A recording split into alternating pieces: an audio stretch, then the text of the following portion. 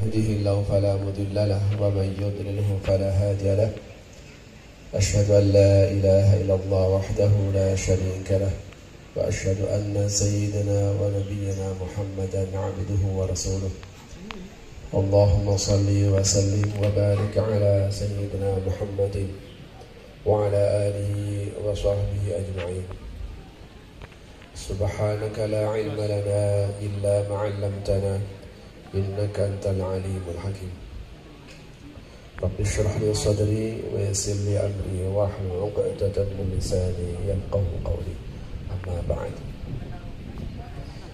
Yang sama-sama kita hormati Khatibul Ma'had Bapak Kiai Haji Ainul Yakin, yang sama-sama kita hormati manggilnya Gus Wahyu nggih. Ngapunten. Alhamdulillah Bapak-bapak, ibu-ibu, para wali santri yang berkesempatan hadir pada hari ini. Saya secara pribadi merasa tersanjung bisa hadir di majelis yang mulia ini, ketemu dengan para kiai, ketemu dengan para wali santri. Meskipun saya tidak ada hubungan secara langsung dengan Hamalatul Quran, tetapi saya memang pernah ketemu sama Mbah Yakin ini jauh lama banget saat itu. Saya juga bukan alumni MQ Madrasatul Quran, karena saya alumni Pondok Pesantren Sunan Pandanaran Jogja. Tapi saya punya hubungan secara khusus dengan Hamalatul Quran ini karena beliau selalu mengirimkan santrinya ke Jakarta untuk mengikuti pendidikan pasca hufal. Udah berapa periode itu, dari sejak periode kedua atau ketiga saya lupa itu, terus sampai periode ke-24, sehingga alumni dari Baitul Quran. Kebetulan saya termasuk penggagas, salah satu penggagas dari 3 orang. Saya Dr. Ali Nurdin sama Dr. Mukhlis Hanafi, dan kebetulan juga ketiga-tiganya alumni Sunan Pandanaran. Jadi saya makanya hadirnya saya di sini ini satu penghormatan yang luar biasa. Kalau seandainya saya ini penceramah ya wajar, kalau seandainya saya ini alumni ya wajar, kalau seandainya saya ini bagian dari Hamdul Quran ya wajar. Tapi sesungguhnya tidak semuanya. Tidak semuanya, malah suruh mau itu gimana gitu. Bapak dan Ibu, tadi sudah cukup banyak disampaikan oleh Gus Wahyu kepada Bapak dan Ibu. Saya mungkin hanya melengkapi saja. Jadi ada kisah begini. Sebelumnya saya sampaikan. Ada satu hadis begini, ad-dunya mal'unatun mal'unun ma fiha illa 'alim aw muta'allim aw ma wallahu. Al hadis atau kama qala Rasulullah sallallahu alaihi wasallam. Dunia ini dilaknat, kata Rasulullah. Bahkan seisinya, seluruh isi dunia ini terlaknat semua. Artinya apa? Kalau motivasi untuk dunia berarti kita bercita-cita untuk sesuatu yang nanti dilaknat oleh Allah. Illal alim, kecuali orang alim, orang yang mengajar, au muta'allim, atau orang yang mau belajar, au mawallahuma, atau orang yang memang mendukung kegiatan belajar mengajar itu. Jadi Bapak dan Ibu, saya kira kita harus mengambil peran dari ketiga ini. Karena itu ketika putra Bapak Ibu bisa mengenyam pendidikan di pesantren Hamalatul Quran ini sebuah anugerah yang luar biasa. Kenapa? Karena nggak gampang. Ada orang tuanya mau, anaknya nggak mau. Ada kebalikannya, anaknya mau, orang tuanya nggak karep. Orang tuanya mau, anaknya mau, pesantrennya nggak terima. Jadi ada banyak faktor. Jadi ketika putra Bapak Ibu kesini ini pasti tiga-tiganya ada. Bapaknya mau, orang tuanya mau, anaknya mau, pesantrennya mau nerima lah gitu. Kalau begitu tinggal bapak ibu kemudian melanjutkan. Saya teringat pesan Allah kepada ibunya Nabi Musa. Saat itu kebingungan. Ini masih bayi, sudah mau diancam, mau dibunuh, mau digendong ya nanti tambah celaka. Akhirnya apa? Itu anakmu apa mau gendong terus? Anak fihi fit tabut, faqdihi fil yam, falaqul yam bis-sa'i ya'khudhu 'adun li 'adullah. Wa laqad 'alayka mahabbatan minni wa tusna 'alayhi. Allah ngomong kepada ibunya Nabi Musa yang masih bayi, anakmu itu jangan digendong terus. Anak fihi fit tabut, faqdihi fil yam. Itu kalau bahasa letterleknya uncalno anakmu iku nang laut. Campakkan anakmu itu di laut, jangan dikeloni terus. Itu bahasa kasarnya. Padahal nggak mungkin toh, nggak mungkin ibunya punya anak tuh buang begini kan nggak mungkin. Pasti ditaruh di tabut, di tempat kotak, diselimuti dan sebagainya. Tapi bahasa Al-Quran begitu. Ada krivi fit tabut, fakti fil yam. Apa artinya? Bapak dan ibu, kalau sudah memantapkan anaknya itu masuk ke dalam pesantren, maka tugas bapak ibu itu hanya untuk memuja dan mendoakan. Gak usah nanya, nak kamu di sana, gak usah begitu. Nak kamu di sana makan apa? Kau diajar apa? Gak usah begitu. Kalau sudah pasrah, ar-ridha bisyai', ridha bima ta'allatu minhu. Kalau kita setuju dengan apa yang ada di sini, maka setuju dengan konsepsi di balik itu. Bapak ibu tinggal doain, tinggal doakan. Yakinkan pada bapak ibu bahwa Kiai Ainul Yakin akan memberikan yang terbaik kepada putra putri ibu. Kadang memang kalau kita merujuk ke Al-Quran, laqad manna Allahu 'alal mu'minina idh ba'atha fihim rasulan min anfusihim yatlu 'alaihim ayatihi wa yuzakkihim wa yu'allimuhumul kitaba wal hikmah wa in kanu min qablu fi dhalalin mubin. Al-Quran mengajarkan sungguh benar-benar sebuah anugerah yang diberikan oleh Allah kepada orang beriman. Apa bentuk anugerah? Ba'atha fihim rasulan min anfusihim, yaitu ketika Allah mengutus seorang rasul, yang rasul itu dari jenis kalian sendiri. Nah, kenapa disebut anugerah? Hadirnya Rasul dan tentu saja orang-orang setelah Rasulullah yang kemudian melanjutkan misi kerasulannya itu. Karena di sanalah dia akan melanjutkan misi kerasulan, yaitu yatlu 'alaihim ayati. Yang pertama adalah tilawah. Tilawah. Yatlu 'alaihim ini ditafsir oleh para ulama, yaitu membacakan ayat. Jadi ayat dibacakan. Loh, kalau ayat ini kemudian tidak ada yang melanjutkan, mati. Dan ini hanya ada di pesantren. Kita tidak akan bisa menemukan pendidikan di luar pesantren untuk meneruskan program tilawah tadi itu. Yatlu 'alaihim tadi itu. Di perguruan tinggi itu kalau bukan di backup oleh alumni pesantren, tidak ada apa-apanya. Ini pernah kejadian di UIN, Pak, di UIN. UIN ini kan sudah, kalau nggak bisa ngaji di perguruan tinggi umum itu masih wajar. Ini di UIN. Ketika ujian Al-Quran, kena Hamim Ain Sin Qaf. Bismillahirrahmanirrahim. Hama asaqola. Ya Allah, itu sudah semester 5 coba. Semester 5 UIN. Ini kan udah potret perguruan tinggi kayak begini, kalau tidak di backup oleh alumni pesantren yang kuat, maka pasti tidak akan bisa melanjutkan proses tilawah tadi itu. Di samping itu, proses tilawah ini juga mengajarkan ngaji dengan benar, baik dan benar. Makanya Rasulullah itu mengajarkan tilawah tadi kepada para sahabatnya, talaqi syafahi saat itu, sehingga mereka dengan membaca dengan baik dan benar. Dalam sebuah riwayat itu Rasulullah kalau baca itu benar-benar cetok. Cetok itu jelas sekali antara huruf per huruf. Huruf per. Itu kalau dalam tajwid namanya i'ta'u kulli dzi haqqin haqqo.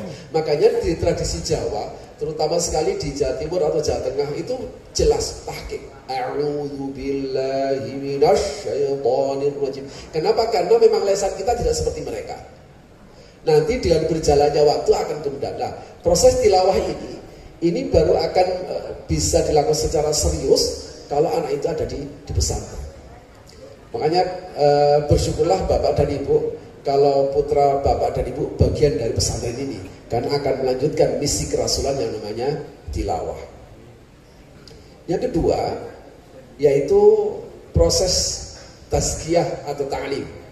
Bisa ta'lim dulu, kalau di Ali Imran tazkiyah dulu baru ta'lim. Kalau di Al-Baqarah ta'lim dulu baru tazkiyah. Karena memang di Al-Baqarah itu kaitannya dengan doanya Nabi Ibrahim. Dan saat itu Nabi Ibrahim masih banyak yang menyembah berhala. Berangkat dari ta'lim, mereka kemudian punya kesadaran. Setelah kesadaran maka hatinya dibersihkan dari kesyirikan. Nah, jadi gitu. Tetapi kalau di surah Ali Imran, karena ini kaitan dengan Rasulullah, itu tazkiyahnya dulu. Dengan bersihnya hati, maka proses ta'lim itu akan bisa berjalan dengan baik. Bapak dan Ibu, tidak akan kita temukan yang seperti ini kecuali di pesantren, apalagi di Hamalul Quran ini. Ini terkenal riyadhahnya. Ya, saya juga mengenal Hamalul Quran ini terkenal riyadhahnya. Ya tahajudnya, ya duhanya, ya baca Al-Qur'annya, ini semuanya bagian dari tazkiyah, yaitu membersihkan hati. Ini dua ayat ini yang berbanding berbalik meskipun tilawah pertama. Ya alim ayati, tilawah itu tetap pada posisi yang pertama, karena ini adalah satu kelanjutan terus menerus yang dilakukan. Makanya seperti haki ini, dan saya kira dan mudah-mudahan perkiraan saya ini benar. Saya kira pesantren-pesantren yang lain harusnya juga bisa mempersiapkan seorang muallim tapi juga bisa baca Al-Quran. Oh, sekarang di TV ini banyak, Pak. Bisa ngajar tapi tidak bisa baca Al-Quran. Atau paling tidak bisa baca tapi Al-Qurannya tidak benar. Nah, haki ini telah berupaya bagaimana alumni haki dicetak. Bukan saja dia bisa tilawah, tapi dia juga bisa mu'allim, yaitu mengajarkan ilmu. Makanya proses ta'lim itu juga didapatkan di pesantren, yaitu transfer ilmu dari tidak tahu menjadi tahu. Dan Hamalatul Quran yang awalnya adalah pesantren Al-Quran murni, begitu banyak ya. Pesantren Al-Quran murni setahu saya, pesantren Al-Quran murni, tapi sekarang merambah. Wah, ini merambah kepada wilayah-wilayah ilmu. Dan memang ini seharusnya seperti begitu, supaya ada perimbangan. Kenapa? Karena memang ketika Al-Quran ini yang dikhawatirkan, yang pernah dikhawatirkan oleh Allah yarham Mbah Maimun Zubair. Dalam salah satu pernyataannya itu, saiki Quran akeh diapal karo wong sing ora ngerti agama. Saya tidak tahu konteksnya ini, pokoknya ini pernyataannya seperti begini. Maksudnya begini,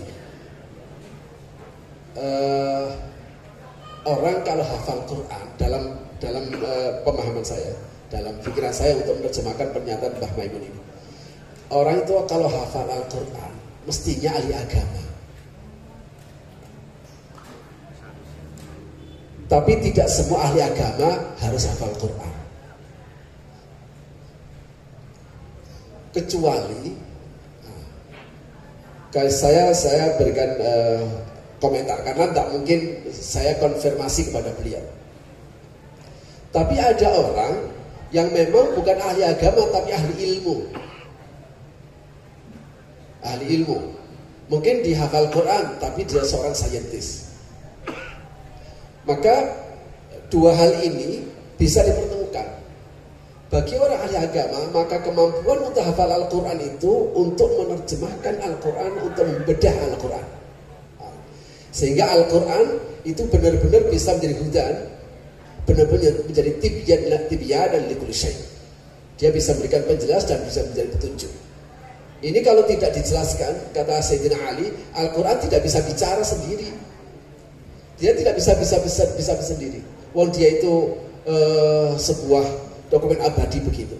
Yang bisa bicara adalah rijalul Quran. Haki melalui Kiai yang yakin ini ingin mencetak rijal itu. Karena itu sebagai kelanjutan terhadap program ini, tentu saja harus dilakukan dengan keseriusan. Serius kiainya ngurus, serius orang tuanya memberikan perhatian, doain, serius anaknya untuk menjalani program, serius program itu kemudian dilakukan. Kenapa? Karena memang hanya begini, bijiddin la bijaddin kullu majdin fahal jaddu bila jiddin bimajdin. Hanya dengan kesungguhan. La bijaddin bukan karena keturunan. Saya tahu, saya bayangin kata teman-temannya dulu bagian masa. Artinya kalau bagian masa dari keturunan tidak ada. Kalau bagian masa, tapi siapa yang akan menyangkal sekarang bayangin dengan kebesaran hamalatul Quran ini? Yaitu karena kesungguhan dari bidang jasmaniyah, kesungguhan dari bidang rohaniyah. La bijaddin bukan karena keturunan. Bimajdin satu kemuliaan peristiwa pasti akan bisa diperoleh. Fahal jaddu bila jiddin bimajdin. Apakah seseorang hanya mengandalkan keturunan bila jiddin tapi tidak dibarengi dengan kesungguhan? Fal jaddu bila jiddin bimajdin, apakah dia mendapat kemuliaan? Tentu saja tidak. Maka disinilah upaya tazkiyah dan ta'lim ini diupayakan dengan sungguh-sungguh oleh pesantren Hamalatul Quran ini. Jadi artinya apa? Ketika nanti diharapkan dia keluar, saya senang dengan menyebarnya Hamalatul Quran. Itu yang paling saya senangi, karena dengan semakin banyaknya alumni ini berarti semakin banyak Islam yang ala ahli sunnah wal jamaah. Ini penting saya tegaskan, karena hidup saya di kota, mungkin Gus Wahyu juga begitu, ada di kota itu benturan ideologi ini semakin kuat sekarang. Kelompok Salafi Wahabi ini, saya telah terangkan aja, kelompok Salafi Wahabi itu memang semakin merangsek dan sudah masuk pada wilayah Al-Quran. Kalau dulu tidak, kalau sekarang begitu. Makanya kenapa tadi diresmikan alumni ya, ikatan alumni, karena ikatan alumni penting. Bukan semata untuk apa? Untuk menjaga tradisi yang sudah dibangun oleh pesantren ini tetap dijaga. Ini karena setelah turun-menurun itu. Bapak dan Ibu turut serta untuk bisa mengawal ini. Nah gitu. Turut serta untuk bisa mengawal ini, bagaimana sekeluar dari haki ini yang sudah mendapatkan proses ta'lim, tazkiyah, tilawah, tazkiyah dan ta'lim ini tetap dalam koridor ahli sunnah wal jamaah. Untuk melanjutkan, ya gampangannya melanjutkan upaya dari Hadratul Syekh Bashim Asy'ari. Bapak dan Ibu rahimakumullah, karena itu Al-Quran ini memang harus disebarkan. Tapi tentu saja dia butuh orang-orang tertentu. Apa yang kemudian masuk di kalangan Hamalatul Quran ini saya mengkategorikan sebagai kelompok-kelompok manusia kepala yang memang dipersiapkan untuk bisa bicara atas nama Al-Quran. Sekarang ini di medsos itu ada orang bicara atas nama Al-Quran, tapi tidak jelas background Al-Qurannya. Nah, Hamalatul Quran ini saya kira punya komitmen untuk itu. Bagaimana mempersiapkan alumni itu dia bicara atas nama Al-Quran, tapi dia sendiri punya background Al-Quran yang memang tertata sejak awal. Makanya program-program telah ditetapkan. Memang ada program yang sinergis, ada program yang pecah-pecah. Misalnya saya tidak tahu persis ya tentang program, tapi yang saya tahu di sini ada Al-Qurannya, di sini ada bacaan kitabnya, di sini bahkan ada bahasa Inggris. Saya akan tukar pengalaman saja, nah, barangkali ini bisa menjadi inspirasi. Suatu saat awal ketika pertama sekali mondok, saya sowan ketemu Al-Maghfurlah Kiai Ahmad Marzuki, pengasuh pesantren Langitan. Kebetulan saya keluarga Dzurriyyah dari Langitan. Saya ponakan lah sama beliau. Saya ditanya begini, kamu mondok di mana? Saya di Taubras, dari SD kan. Dari SD bisa mondok itu kan udah gagah, Pak. Dari SD dideles kok tahu-tahu mondok itu kan gagah. Jadi ketika ditanya itu, kamu mondok di mana? Taubras. Waduh. Karena saya tidak bisa memetakan mana pondok itu. Tentu saja pasti beda antara Pondok Tabras dan Jombang secara keseluruhan dengan pesantren Langitan. Kategori saya, pesantren Jombang dan sekitarnya itu yang besar-besar ya, Darul Ulum, terus Tebu Ireng, Tamak Beras, Denanyar, itu kategorinya adalah kategori yang saya lakukan pesantren yang berbasis sekolah. Saya presentasikan dalam seminar nasional. Kalau seperti di Langitan, itu kategori saya adalah pesantren yang berbasis kitab. Nah, ketika ditanya, pertanyaannya langsung, kamu di sana diajar, sekolahnya apa? Sanawiyah. Pikiran saya, Sanawiyah itu sama aja, mau di Taman Beras, mau di Langitan sama aja. Oke gitu.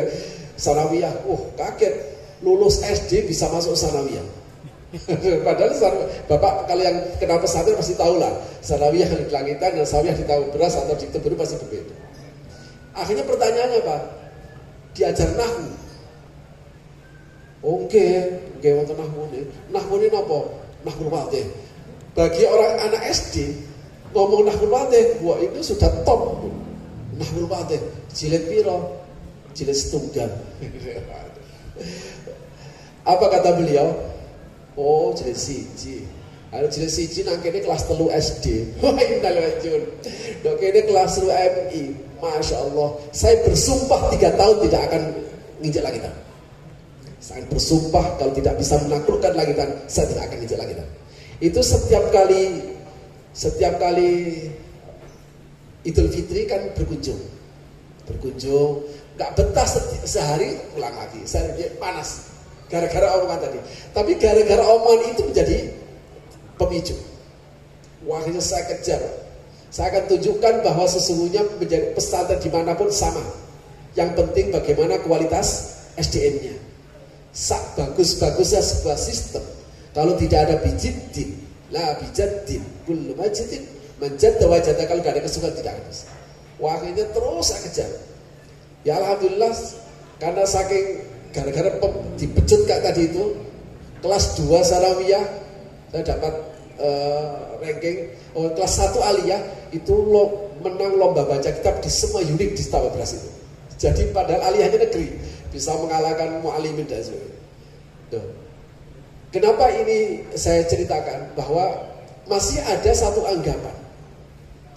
Ketika saat itu misalnya lulus dari Aliyah, lulus Aliyah Taman Beras, saya kemudian mau menghafal, dihalangi. Lapo ning ngapal. Sopo sing ngongkon? Ibuku sing ngongkon. Ora usah ngapal, susah. Engko umur muntek. Ini yang ngomong begini bukan sembarang, Yai Najib Abdul Wahab, pengasuh utama Taman Beras saat itu. Al-Maghfurlah Kiai Najib Allah. Siapa sih ngapal? Ora usah ngapal. Engko umur muntek ngapal. Saya bingung. Ini Pak Kiai ini gak setuju saya ngapal bener atau muji, lo kan itu kan sulit. Tapi tetap kekeh saya dorong. Nah yang satu, ini juga kiai-kiai utama, Al-Maghfurlah Kiai Fatih Abdul Rahim, tempat di mana saya tinggal di sana.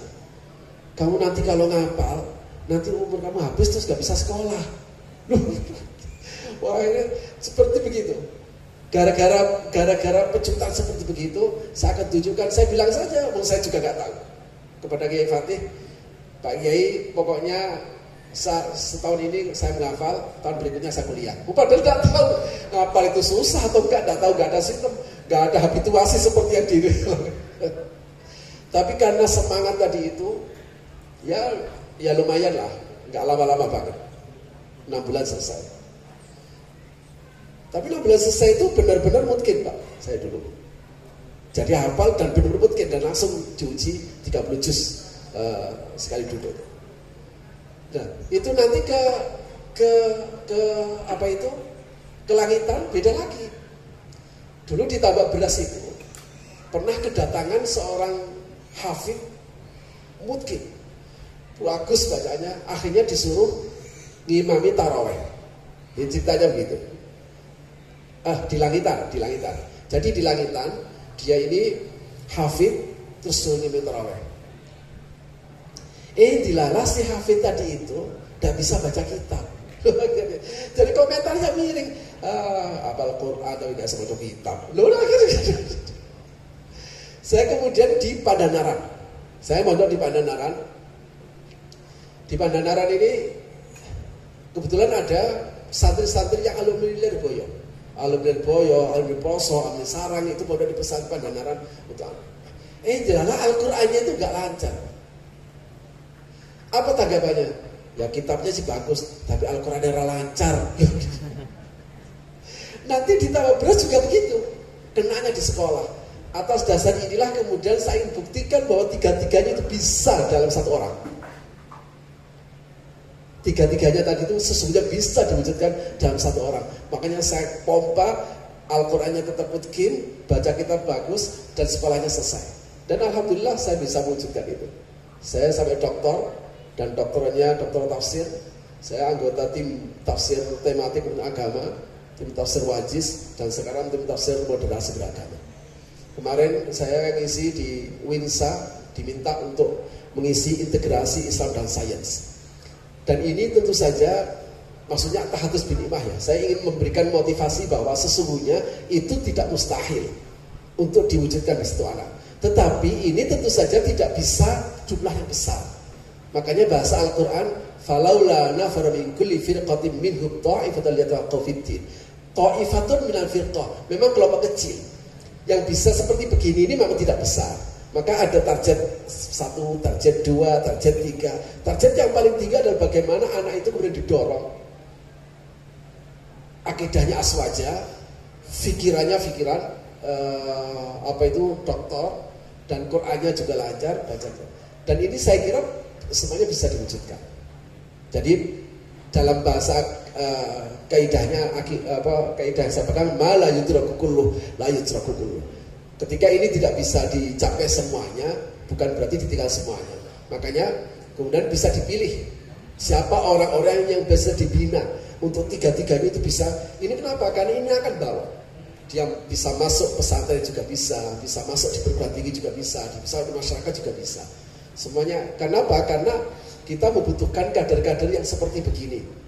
Tapi semuanya adalah ala akidahnya ahli sunnah wal jamaah. Saya sering tetap akan menyuarakan seperti begini. Kenapa? Karena sekarang harus ter-teran Pak.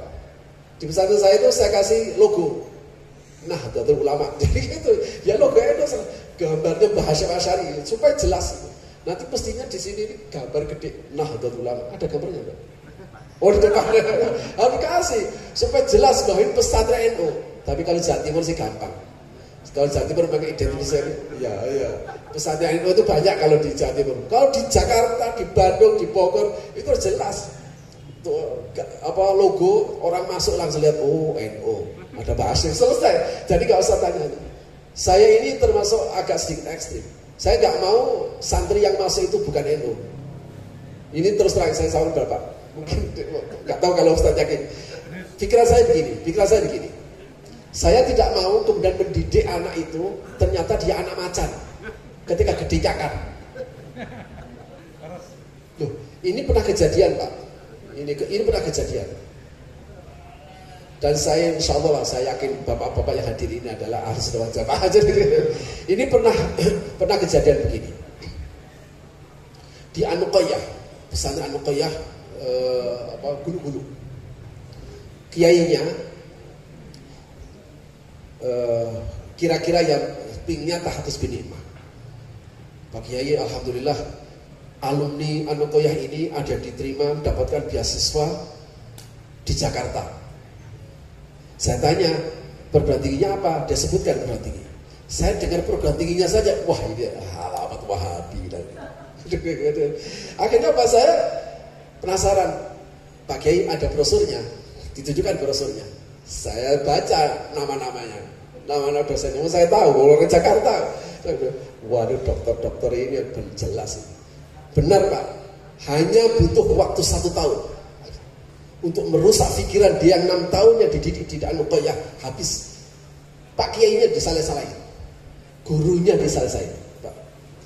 Kalau saya harus benturan dengan orang yang tidak ada gen secara ilmu keilmuan dengan saya, tidak ada masalah. Tapi kalau kemudian yang nyakar itu adalah santrinya sendiri, Masya Allah. Yang nyatek ternyata muridnya sendiri, wah gak kebayang saya. Sakitnya di sini, dah sakit itu pun sangat mendalam. Jadi makanya saya terus terang, makanya kenapa saya pampangkan ini, saya itu NU. Saya adalah Dr. Hashim.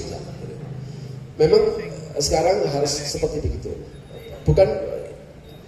Ini bukan berarti bahwa sektorial tidak begini, bukan sektarian. Karena persoalannya tradisi yang sudah dibangun oleh mbah-mbah kita itu diporak-porandakan.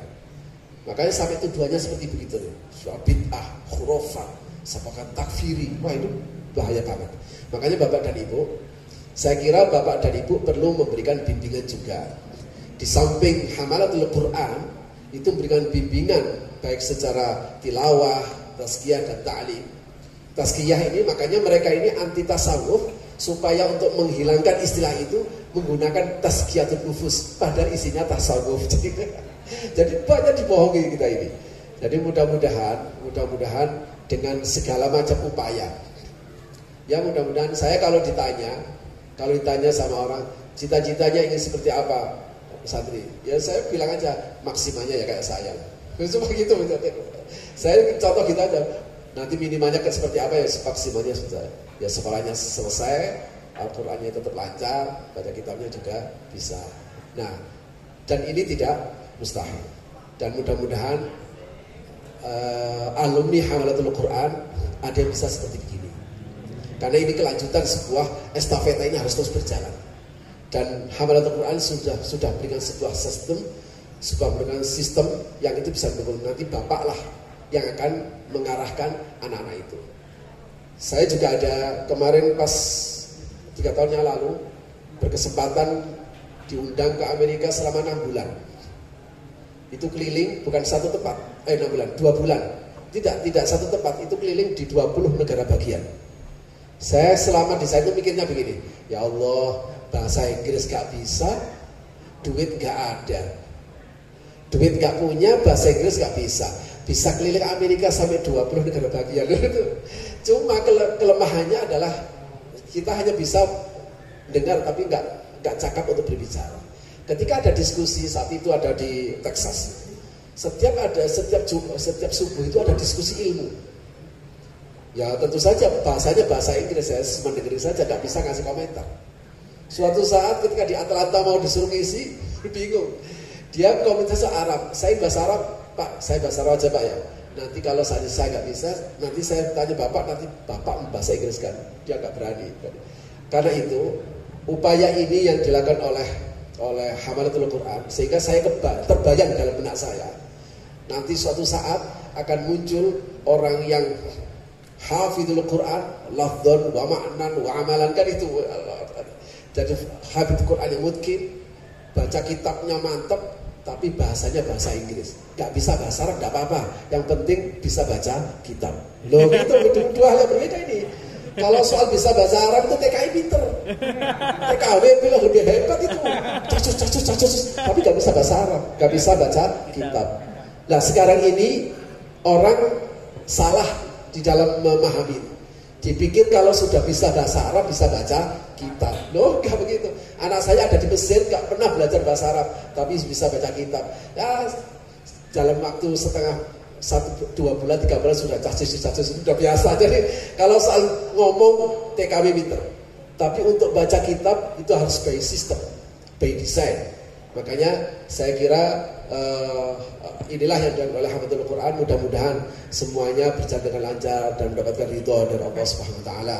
Semoga menjadi kader-kader yang memang bisa dibanggakan, yang terus melanjutkan perjuangan para ulama, para kiai, Hadratus Syekh Mbah Hasyim Asy'ari dan juga semua ulama-ulama Nahdliyin ala ahli sunnah wal jamaah. Bapak dan Ibu rahimakumullah, mungkin itu mohon maaf kalau hanya ini yang bisa saya sampaikan.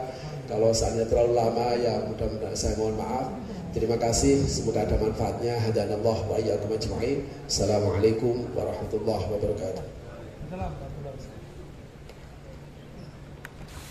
Kepada beliau